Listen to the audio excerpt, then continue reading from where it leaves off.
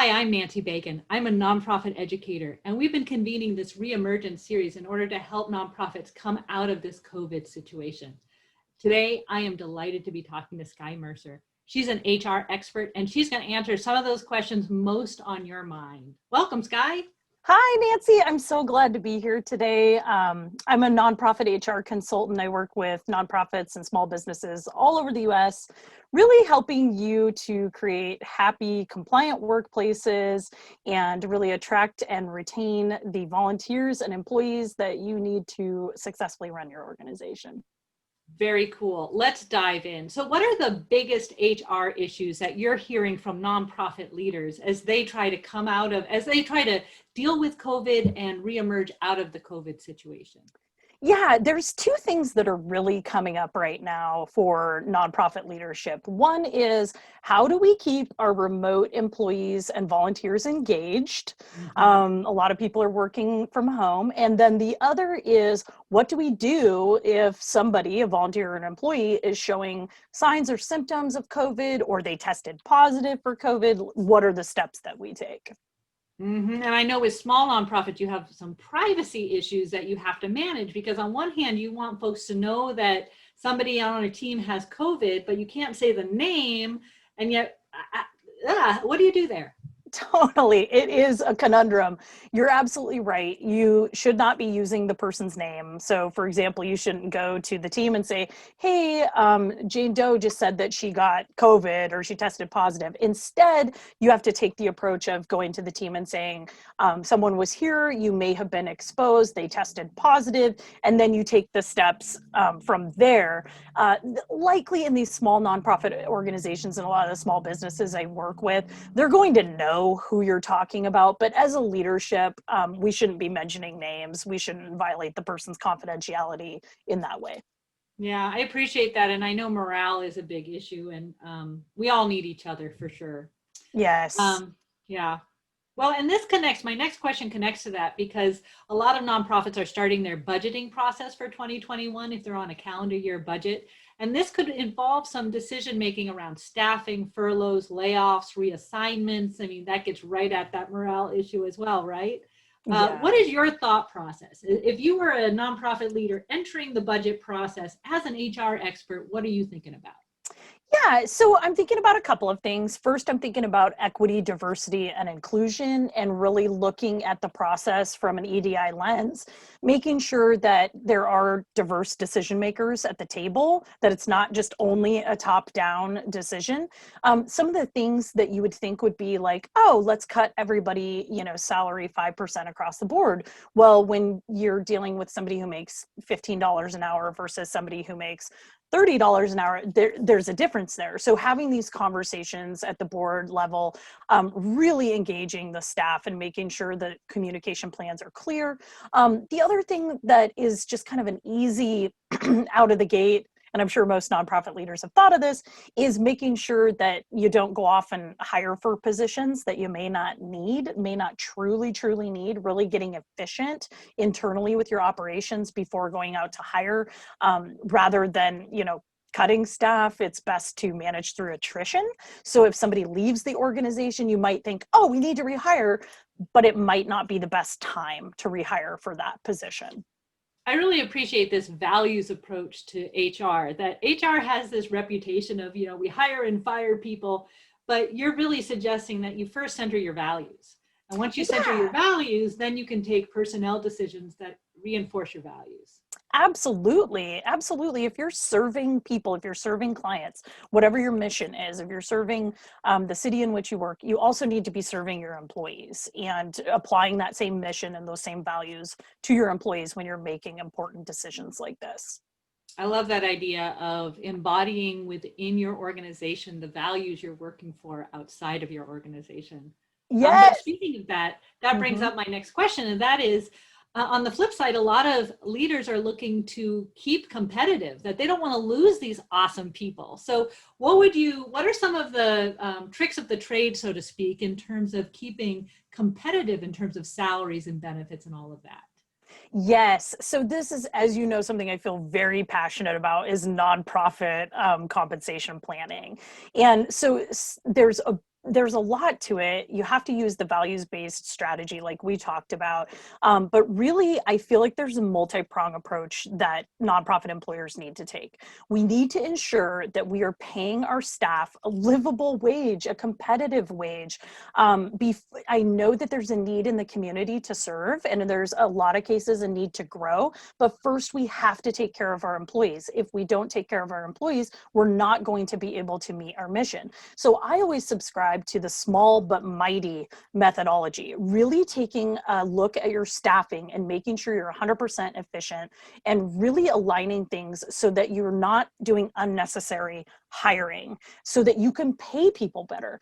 There's also the concept of going to funders and starting to have those conversations about, hey, funders have historically not allowed us to use grants in certain foundation giving for wages and overhead, but you know what? Wages and overhead need to be a part of our growth plan, just like serving the community. Is there any concession you can make during this time of COVID for us to use for overhead? You know, obviously there's a lot more to that, but that's one idea, is starting with the funders. And so really, I think prioritizing employee pay is something that nonprofits are growing in and need to consistently do. I know you've also suggested in the past going to your benefits broker, and you may be able to negotiate better benefits, or just, how you can manage how the benefits fit into the salary and benefits package you're offering your staff.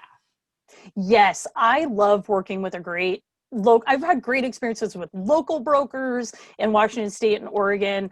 I've also had great experience with national brokers that serve some of my other clients in Arizona, Iowa. So having a good broker is really important. And when you go to them and say, we're a mission-driven nonprofit, we're a 501c3, typically these are smaller groups that I work with, and trying to negotiate through them with the providers, with the insurance carriers, 0% increases.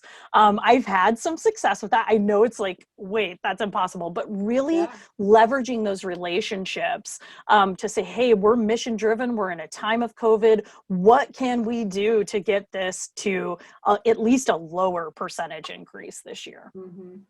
I love that idea. It's getting creative. It's thinking outside the box, which is always a great thing.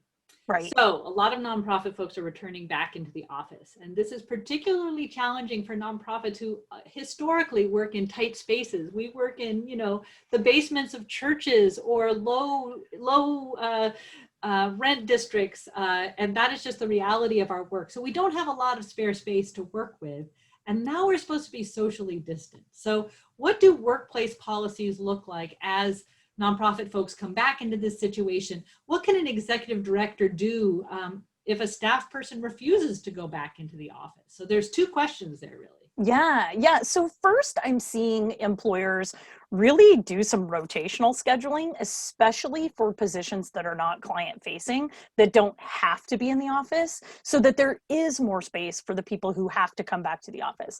I'm also seeing partitions, affordable partitions being put up in different spaces that may not have been used before.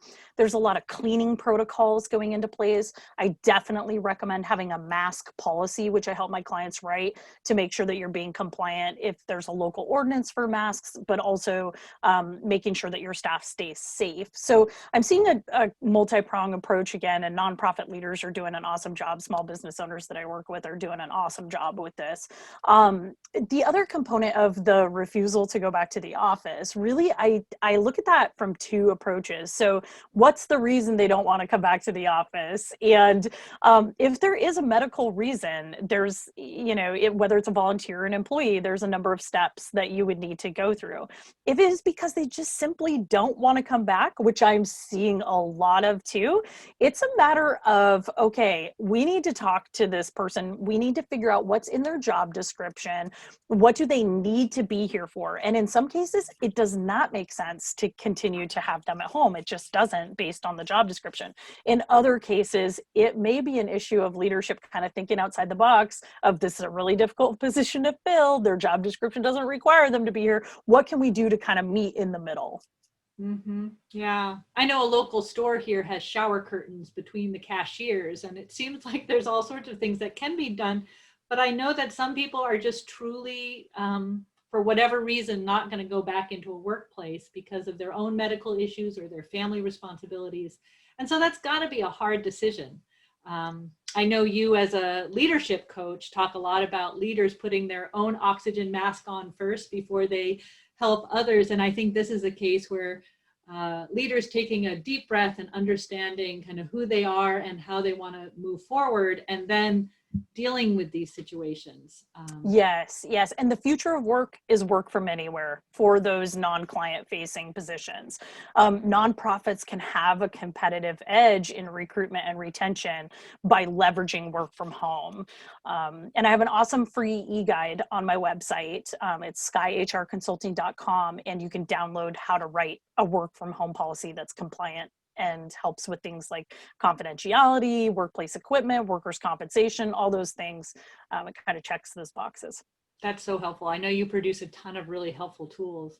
And a key piece of that work from home is the morale issue, right? It's the engagement piece. And I know you have some thoughts on, it's one thing to technically work out a job description, but it's another thing to actually have that team cohesion, that sense of engagement, and we're all one in the work, even though we don't see each other every day. What are your thoughts on that engagement piece?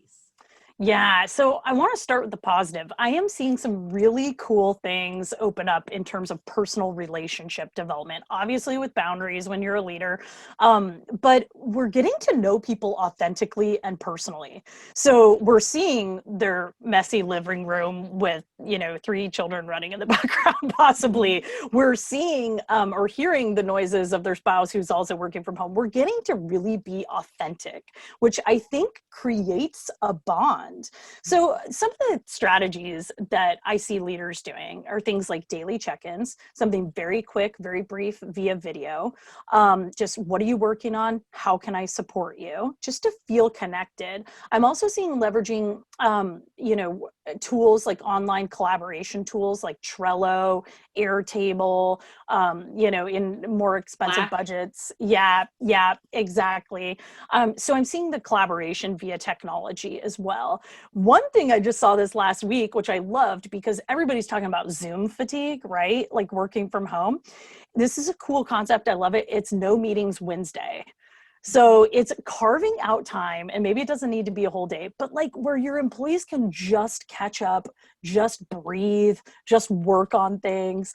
So motivation isn't always about connection. I have to remember that. Sometimes it's about giving people the space to breathe, and giving them more control over their schedule so that they can really meet the outcomes that you want them to.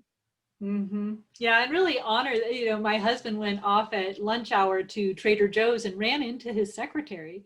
And it was one of these, I'm so sorry. I know I'm supposed to be working, but I just ran out for a second. And my husband was like, calm down. Like, if we were in the office, you would have a lunch hour. Take your Right. lunch hour, you know? Totally. Yep. Building in those boundaries and modeling. As a leader, modeling, turning off your phone, shutting down at night, that is the best way to help your staff with boundaries. Yeah, absolutely. And I think we were struggling with that before COVID, and now we really need to pay attention to that because we could be working 24/7 in our home offices. And so we really need to think about how do we model good, healthy practices. Now, a lot of nonprofits are really dependent on volunteers, particularly small nonprofits. A large number of nonprofits, a majority of nonprofits are all volunteer. There's no staff at all. So how do you think about all these HR issues as it relates to volunteers? Same rules, different rules? How does that work out? Yeah, so I love this question because I work with a lot of national associations that are volunteer run. I work with a lot of nonprofits that are primarily volunteer. So in this case, a lot of the things, not all, a lot of the things I mentioned apply to volunteers. The face mask policy, the cleaning protocols, the partitioning, how we treat it if a volunteer is showing symptoms. So this is kind of a unique, circumstance but it does apply to both employees and volunteers.